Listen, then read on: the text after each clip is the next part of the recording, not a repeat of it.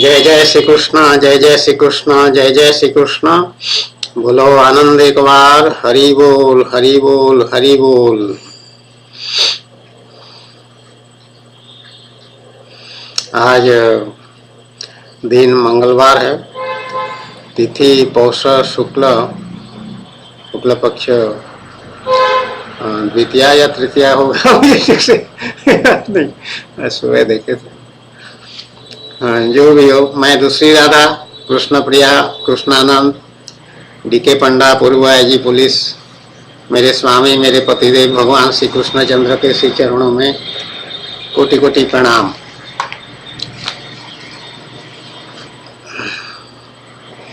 आज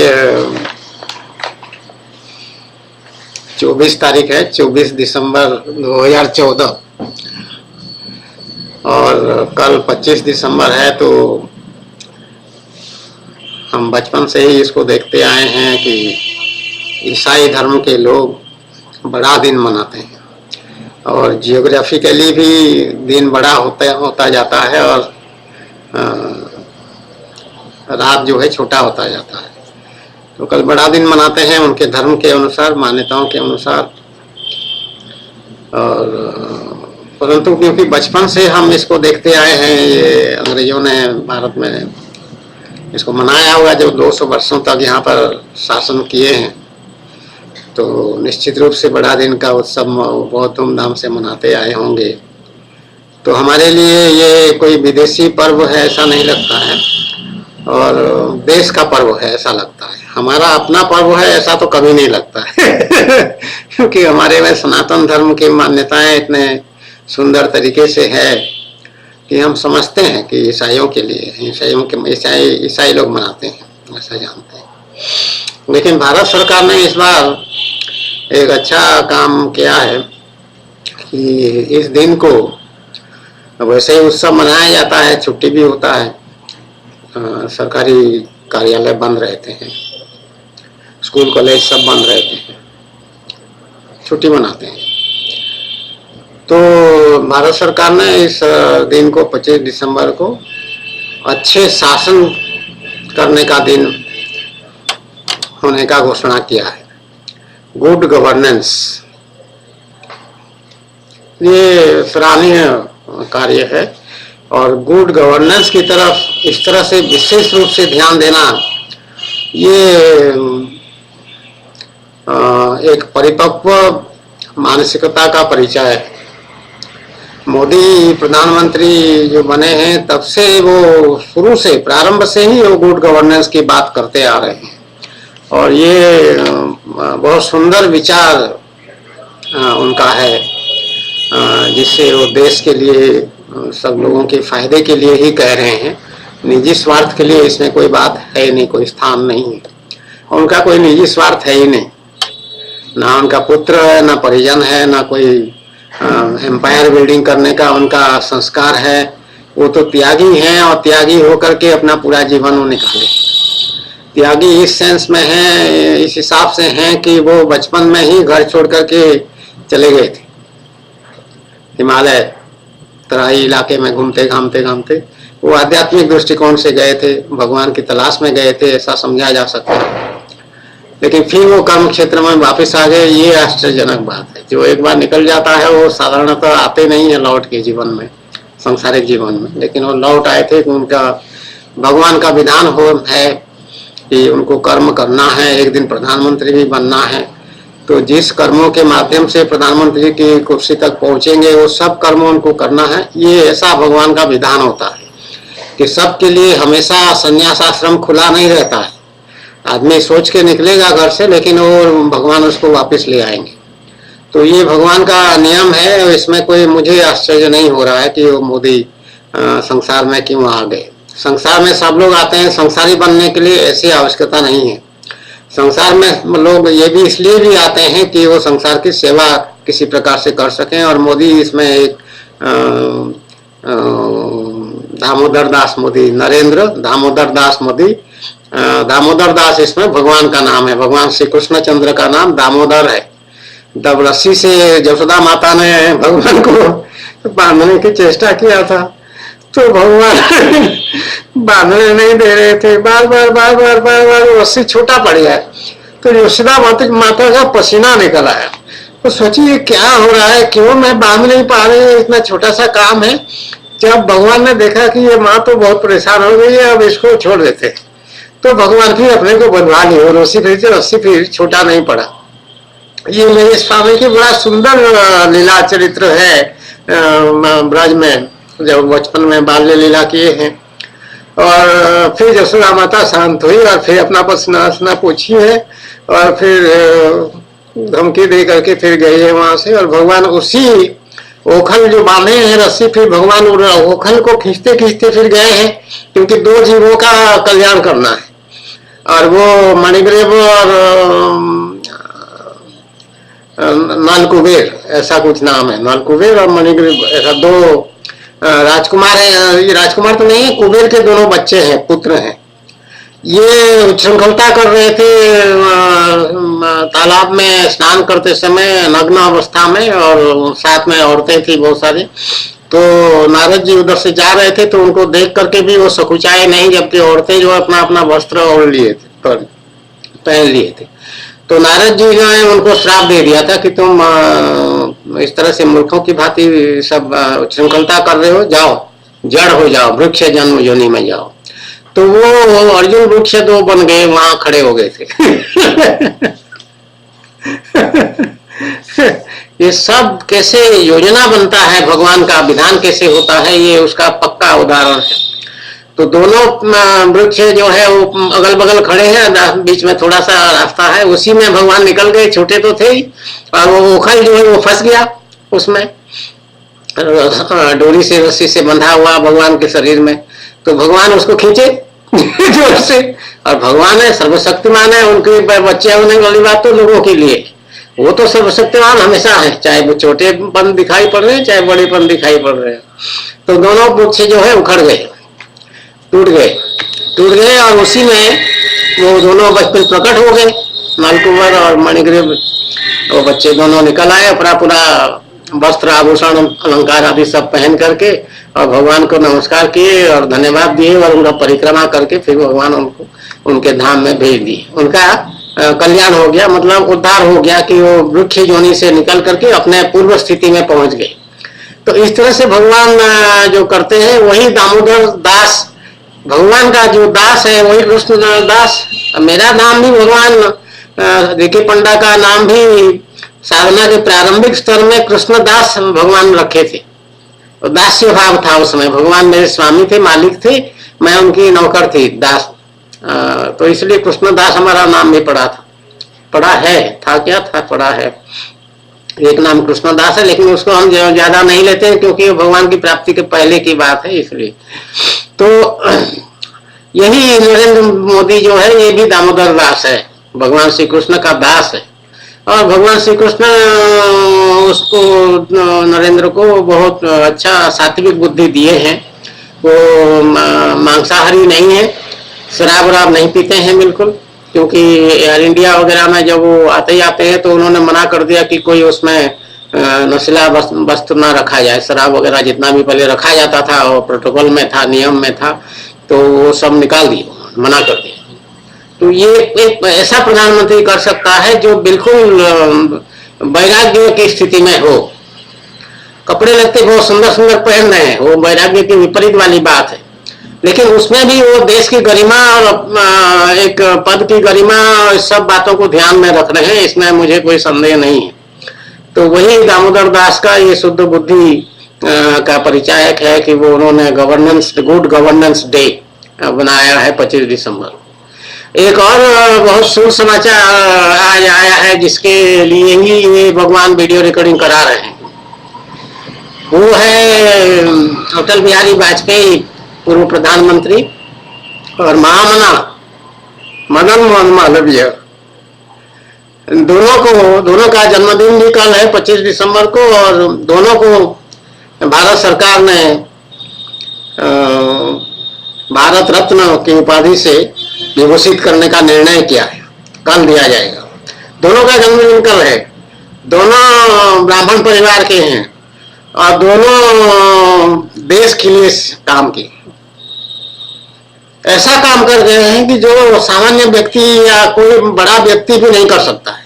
ये bill Clinton, क्या नाम, बिल क्लिंटन का नाम आ रहा है, वो जो माइक्रोसॉफ्ट का बिल गेट्स जैसा है, बहुत बड़ा धनवान हो गया है बताते हैं अभी, फिलंथ्रफी या दान पुण्य के कारण में वो बहुत आगे है। लेकिन उसने भी कोई विश्वविद्यालय मेरे ख्याल में, मेरे हिसाब से नहीं बनाया, जैसा कि मदन मोहन मालवीय, जिनके पास कोई आर्थिक संपदा तो था ही नहीं एक प्रकार से कहा जाए तो, और वही एक एक रुपया एक एक पैसा चंदा मांग के ये करने दो अन्य सब, मैंने सुना है, ऐसा देखा तो नहीं, सुना है, पूरे पहले जमाने की बात है। तो भिक्षा मांग करके बनारस हिंदू विश्वविद्यालय की स्थापना होगी, भिक्षा मांग करके। कितना कष्ट सहे होंगे वो। हम किसी के आगे हाथ फैलाने में हम सामान्य मनुष्य को कितनी परेशानी होती है, लज्जा का अनुभव होता है, अरे मैं क्या कर रहा हूँ, मैं क्यों ऐसा कर रहा हूँ, कोई जरूरत नहीं है, ऐसा सोचने लग पड़ता है। लेकिन वो नहीं, और बच्चों की पढ़ाई के लिए, शिक्षा का प्रसार के लिए वो कहे कि नहीं ये धर्म भी ठीक है। अब ब्राह्मण है, ब्राह्मण के लिए दान मांगना कोई अपराध नहीं है, वो तो उसका अधिकार है। और ब्राह्मण के लिए जो नियम दिया गया है वो दान से ही अपना जीवन संचालित करेगा, ऐसा भी नियम है। दक्षिणा लेना ब्राह्मण का अधिकार, जन्मसिद्ध अधिकार भगवान बनाए हैं। और वो कोई इसलिए उसके पास धन संपत्ति ज्यादा नहीं रहता, वो भिक्षा में जितना मिल जाता है उसी में अपना परिवार चला लेता है और काम चला लेता है। तो उसी से वो आगे बढ़ करके एक कलयुग में ऐसा करना ये बहुत प्रशंसनीय है। और वो बहुत विनम्र स्वभाव के भी थे और स्पष्टवादी थे और अच्छे गुणवान चरित्रवान व्यक्ति थे। और अटल बिहारी वाजपेयी जो है वो तो इतने मिलनसार, इतना हंसमुख और इतना सबको अपनापन देने वाला अटल बिहारी वाजपेयी। कविता कहते थे, अभी वो दिखा रहे थे क्लिपिंग दूरदर्शन के उसमें चैनल में, तो वो पार्लियामेंट में भाषण दे रहे और बहुत रिलैक्स होकर के खड़े हुए हैं, ऐसा एक हाथ टेबल पर है और दूसरे हाथ से वो ऐसे इशारा कर रहे हैं। और पीछे वो महाजन जो जिसका देहांत हो गया है बेचारा, प्रमोद महाजन, वो बैठा हुआ है और हंस रहा है। ये भी हंस की बातें कह रहे, मतलब पार्लियामेंट में अपना वातावरण को इतना शांत और इतना सुशील बना दे रहे हैं, इतना आनंददायक बना दे रहे हैं, जो भी परिस्थिति जिस बात मुद्दे पर बात किए हो, कर रहे हो। तो वो क्या कहते हैं उसको, भगवान का गुण है आनंद में रहना, सबको आनंद देना। भगवान भी आनंद कंद है और आनंद दाता भी वही है। हमको जो परमानंद की प्राप्ति हुई है भगवान ने दिया, अन्य मनुष्यों को जो आनंद की प्राप्ति होती है वो भी भगवान देते हैं, वो आनंद खुशी। तो ये बहुत शुभ समाचार है और भगवान का आज्ञा हुआ कि इस बारे में भगवान का आशीर्वाद भी नरेंद्र मोदी को इस बारे में मिलेगा, मिल चुका है।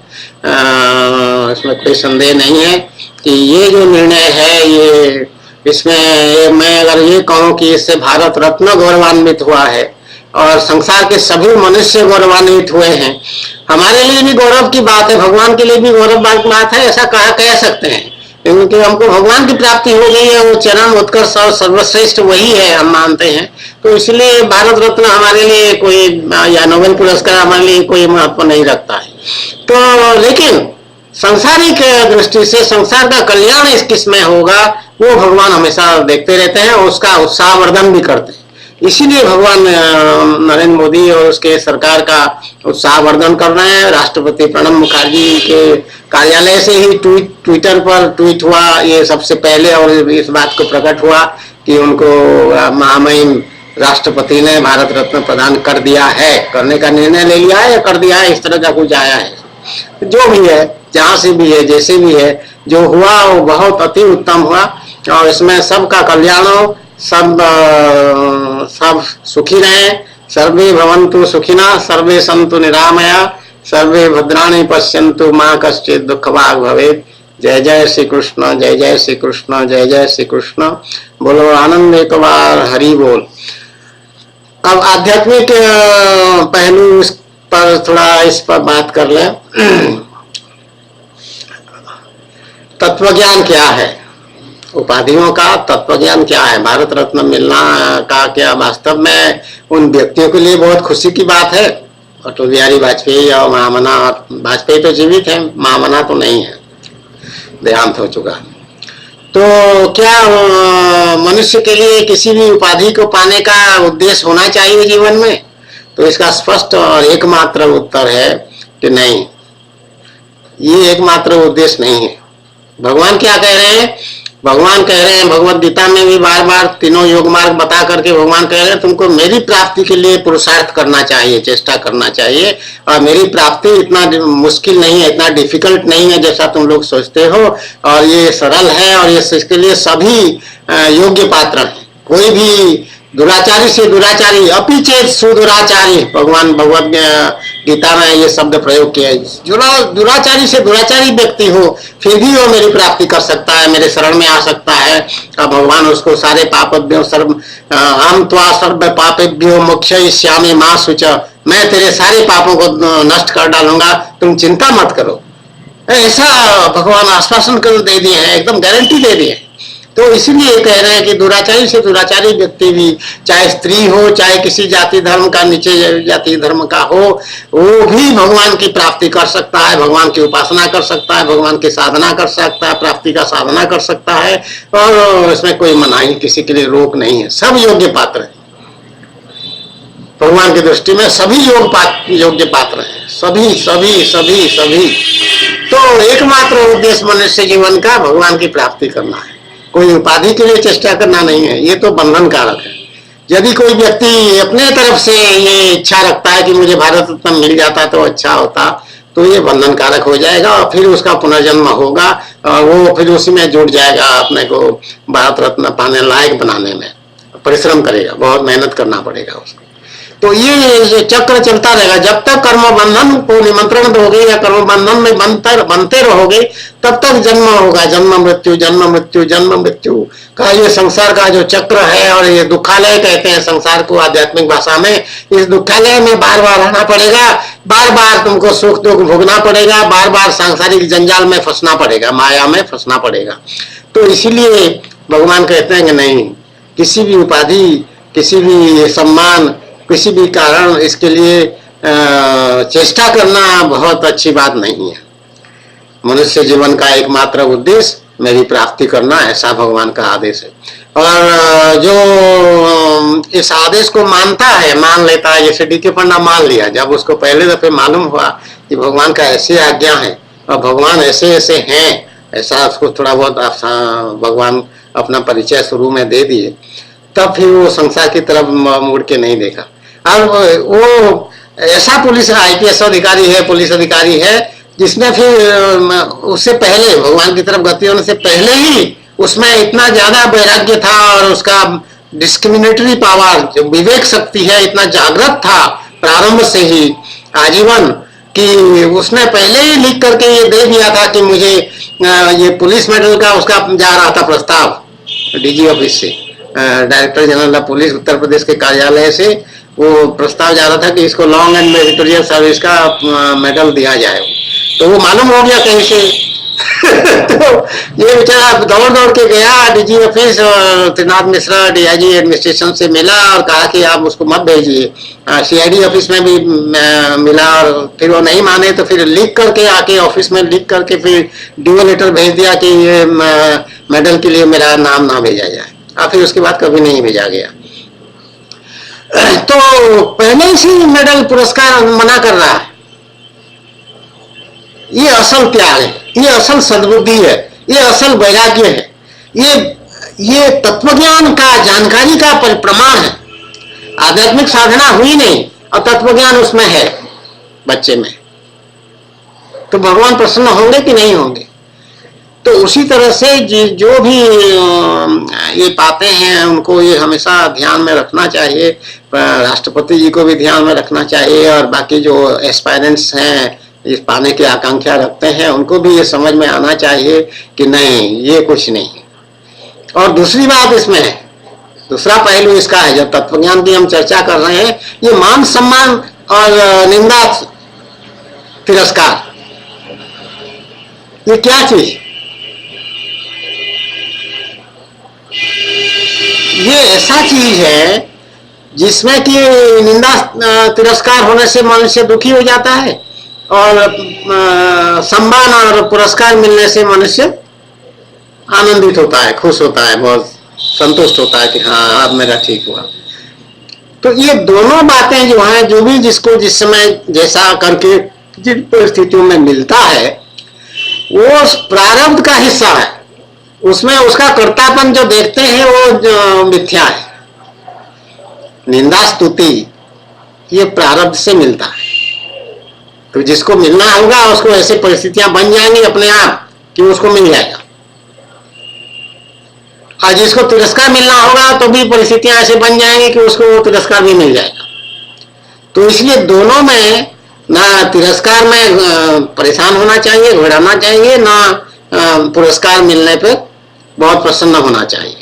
दोनों में समता में रहने का भगवान का ज्ञान, समता, समबुद्धि, ना खुशी के मारे बेहोश हो जाओ, ना दुख के मारे बेहोश हो जाओ, अपने होश में रहो और गंभीर, शांत, स्थिर चित्त हो करके रहो। ये तत्वज्ञान हुआ कोई भी उपाधि, कोई भी सम्मान का। इसी में ये वास्तविकता यही है और असल यही है। मनुष्य के लिए व्यवहारिक दृष्टि से भी प्राप्तनीय या प्राप्तव्य यही वस्तु है, यही तत्वज्ञान ज्ञान हो जाए मुझे, ये मनुष्य को चेष्टा करना चाहिए कि असली क्या है वो मुझे मालूम हो जाए। ये तो नकली बातें हैं, पुरस्कार दे दिया, खुश कर दिया, कुछ नहीं। महात्मा गांधी का क्या हुआ? इतना काम किए, सब कुछ किए, क्या किया? उसके जाके गोली मार दिया। उनको उनका सोच रहा है कि उसको मार दिया बोल के, अब खुश हुआ, उसने हमें मार दिया, मैं खुश हूं इसमें, चाहे मुझे जेल दे दो, चाहे फांसी दे दो, चाहे कुछ कर दो, वो तैयार है। मूर्खामी, क्योंकि तुम मार नहीं सकते हो किसी को। ये तत्व ज्ञान है मृत्यु का या हत्या का। तुम जो मारे हो वो शरीर को मारे हो, और वो मरने वाला जो महात्मा मोहनदास करमचंद गांधी बोल के मनुष्य है शरीरधारी, वो शरीर तो नष्ट हो गया, लेकिन उसका सूक्ष्म शरीर अलग से जो कि दिखाई नहीं पड़ता है, अदृश्य रूप से वो अंतर्ध्यान हो गया, वो हट गया, चला गया। उसको फिर नया कलेवर मिलेगा, नया शरीर मिलेगा, नया वस्त्र मिलेगा जिसको पहनेगा, मनुष्य शरीर मिलेगा कि देवता शरीर मिलेगा, क्या होगा वो भगवान तय करते हैं सब। तो तुम मारे नहीं हो किसी को, ना कोई किसी को मार सकता है, ना उसको आग जला सकता है, ना पानी उसको भिगा सकता है, ना वायु उसको सुखा सकता है। यही तो भगवत गीता, भगवत गीता के प्रारंभ में दूसरे अध्याय में ही भगवान सब बता दिए, समझा दिए। तो तुम क्या खुश हो रहे हो कि तुमने मार दिया किसी? नहीं। तो इसलिए तुम्हारा सारा प्रयास, जितने भी उपाधि सम्मान आदि है, ये किसको, किसके लिए है? इस शरीर के लिए। ये तीसरी बात आई तत्व ज्ञान का चर्चा करते करते। भगवान कह रहे हैं ये मेरे मुंह से, इस मुंह से, मेरी मुंह भी मैं नहीं कह सकती हूँ, इस मुंह से कह सकते हूँ, क्योंकि इदम शरीरम कहते हैं। ये शरीर मेरा नहीं है, इदम, ये शरीर इदम वो पड़ा हुआ है, जैसे कहते हैं कि वो बोरा पड़ा हुआ है, वो बैग पड़ा हुआ है, कहते हैं वो टेबल रखा हुआ है, वो कुर्सी रखा हुआ है, जैसे कहते हैं इदम। उसी तरह इदम शरीरम दूर से दिखाते, दूर को दिखाते हैं। इदम शरीरम मतलब ये शरीर मेरा नहीं है। तो इदम शरीरम का जो बुद्धि है, जो देहाभिमान कहते हैं उसको, और सारे संसारिक मनुष्य इसी से ग्रसित है। सबको अपना अपना देहाभिमान है। हाँ, मैं क्या कोई लड़की है, किसका नाम ले, हेमा मालिनी का नाम ले सकते हो। बहुत पुरानी है और सबको सब जानते हैं उसको, ड्रीम गर्ल हेमा मालिनी। अरे मैं हेमा मालिनी हूँ, क्या बात है। कुछ नहीं, वो शरीर है, खाली जड़ है, और तुम आत्मा हो। ये पहचानो, हेमा मालिनी पहचाने कि मैं आत्मा हूँ। हेमा मालिनी बुरा मत मानना है, ठीक है। जय जय श्री कृष्ण, भगवान का चर्चा हो रहा है, तत्व ज्ञान हो रहा है, तो कोई सुंदर से सुंदर व्यक्ति अपने ऊपर अभिमान कर सकता है। दिलीप कुमार अपने एक्टिंग पर अभिमान कर सकते हैं, वो शरीर बुद्धि से होता है, देहाभिमान से होता है। वो भगवान की कृपा की तरफ जब उसका ध्यान चला जाएगा तो वो सोचेगा कि अरे भगवान मुझे ऐसे शक्ति दिए थे एक्टिंग करने के लिए, तभी मैं एक्टिंग करता था, ऐसा मेरा क्या औकात। तो भगवान के शरण में जब जाते हैं तो फिर ये मेरा क्या औकात, ऐसे इसी भाव को लेकर के जाते हैं।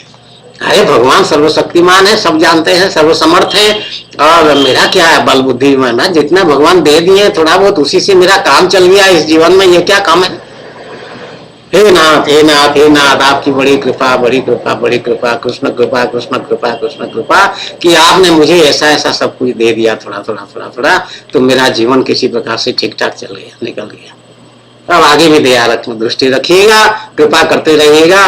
हे नाथ हे नाथ हे नाथ। तो इसी तरह से हम इसका आध्यात्मिक तत्वज्ञान का चर्चा भी अभी हम साथ साथ कर लिए, और ये दोनों मिला करके तुम लोग देखो और समझने की चेष्टा करोगे तो समझ में आ जाएगा। जय जय श्री कृष्ण, जय जय श्री कृष्ण, जय जय श्री कृष्ण। बोलो आनंद एक बार, हरि बोल हरि बोल हरि बोल। अभी बहुत ठंड है, ठंड पड़ रहा है इलाहाबाद में भी बहुत, प्रयाग तीर्थराज प्रयाग में भी बहुत ठंड और कोहरा, और सूर्य भगवान अभी मामूली जस्ट दिखाई पड़ रहे हैं, मामूली प्रकाश आया है बाहर, और कपड़े भी नहीं सूख रहे हैं, सब पोछा वछा जो है वो सुखाने में पंखे के नीचे रखना पड़ता है रात भर, तब जाके वो सूखता है। तो जब भगवान की कृपा, ये भी भगवान की कृपा है, ये भी लीला है, ये भी मानव है, ये भी मजा है। धूम मचाओ धूम मचाओ। जय जय श्री कृष्ण, जय जय श्री कृष्ण। हरे कृष्ण हरे कृष्ण हरे कृष्ण हरे कृष्ण हरे कृष्ण।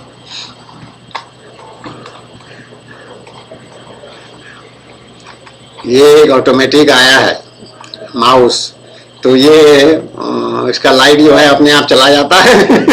करंट जो मर्जी होता है तब आता है, तो अभी वो बंद करने में असुविधा हो रही है।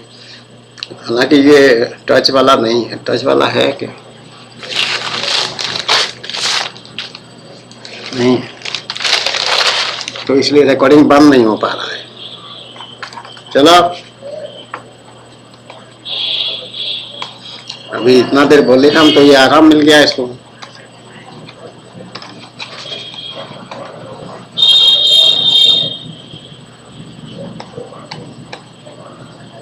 हरे कृष्ण हरे कृष्ण हरे कृष्ण हरे कृष्ण।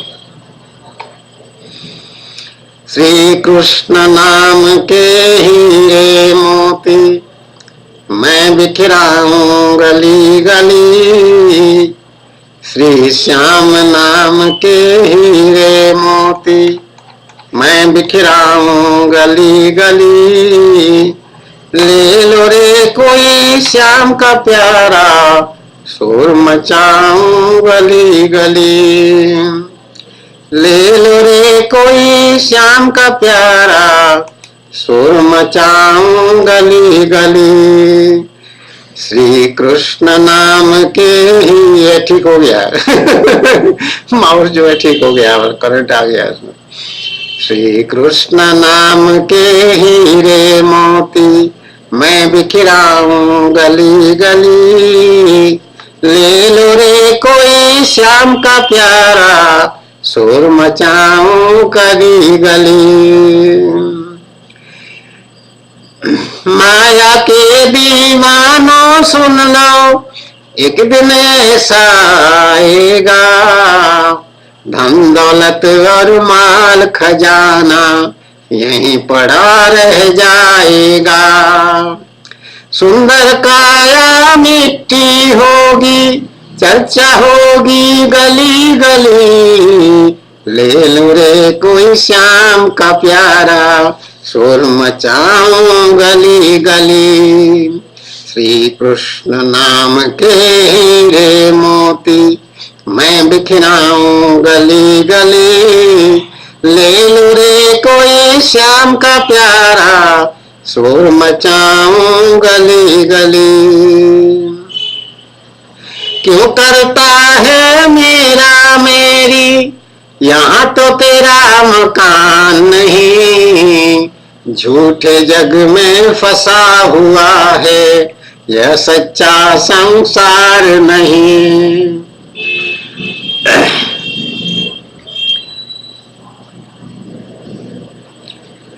क्यों करता है मेरा मेरी, यहाँ तो तेरा मकान नहीं, झूठे जग में फंसा हुआ है, यह सच्चा संसार नहीं।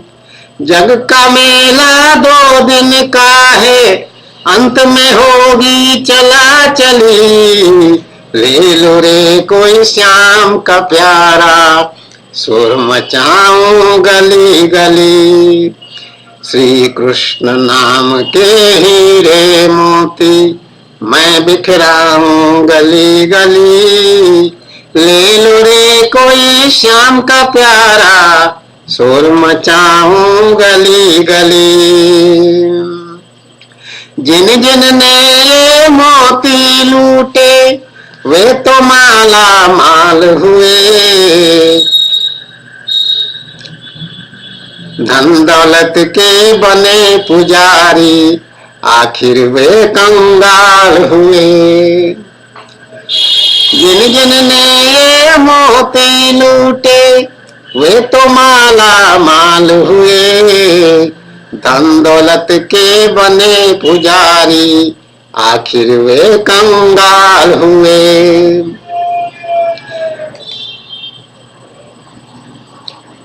सोने चांदी वालों सुन लो, बात सुनाऊं खरी खरी, ले लो रे कोई श्याम का प्यारा, शोर मचाऊं गली गली। श्री कृष्ण नाम के हीरे मोती, मैं बिखराऊं गली गली, ले लो रे कोई श्याम का प्यारा, शोर मचाऊं गली गली। दुनिया को तू कब तक पगले अपनियों कहलाएगा, ईश्वर को तू भूल गया है, अंत समय पछताएगा। दुनिया को तू कब तक पगले अपनियों कहलाएगा, ईश्वर को तू भूल गया है, अंत समय पछताएगा। 2 दिन का यह चमन खिला है, फिर मुरझाए कली कली, ले लो रे कोई श्याम का प्यारा, शोर मचाऊं गली गली। श्री कृष्ण नाम के हीरे मोती, मैं बिखराऊं गली गली, ले लो रे कोई श्याम का प्यारा, शोर मचाऊं गली गली। जय जय श्री कृष्ण, जय जय श्री कृष्ण, जय जय श्री कृष्ण। बोलो आनंद एक बार, हरि बोल हरि बोल हरि बोल। वो ये माउस काम नहीं कर रहा था ना तो इसलिए गाना पड़ा। ये भगवान के से आज्ञा हुआ ये लोग गीत गा भगवान का, और सुंदर सा गीत। तो ये गीत जो गाए हैं इसका एक इतिहास भी है। भगवान जगन्नाथ महाप्रभु जो है पूरी धाम बुलाए थे डीके पंडा को। ये भगवान की प्राप्ति से पहले की बात है, 2001 या 2002 ऐसे कुछ होगा। तो वहां चले गए थे ट्रेन से लौट रहे थे। जब लौट रहे थे तब हमारे कंपार्टमेंट में AC 2 टायर था, उसमें एक छोटा बच्चा जो था वो एक गीत गाया। उसने भगवान श्री कृष्ण के नाम से नहीं गाया, राम के नाम से, भगवान श्री रामचंद्र के नाम से गाया। और ये गीत मूल रूप में भगवान राम के लिए ही लिखा गया है। श्री राम नाम के हीरे मोती, मैं बिखराऊं गली गली, ऐसा था। वो तो भगवान हमको आदेश दे दिए कि मेरे नाम पे कर दो, तो उनके नाम हो गया। तो वो राम नाम के हीरे मोती बिखर रहा था। वो लड़का जो है छोटा सा 10-12 साल का होगा। तो ये तो आध्यात्मिक साधना में तब तक आ चुका था, पीताम्बर धारण हो चुका था। तो वो पहुंच गया बच्चे के पास, बोला कि हम आ गए, चलो तुम्हारा हीरे मोती हम चुनेंगे, तुम्हारा तुमसे लेंगे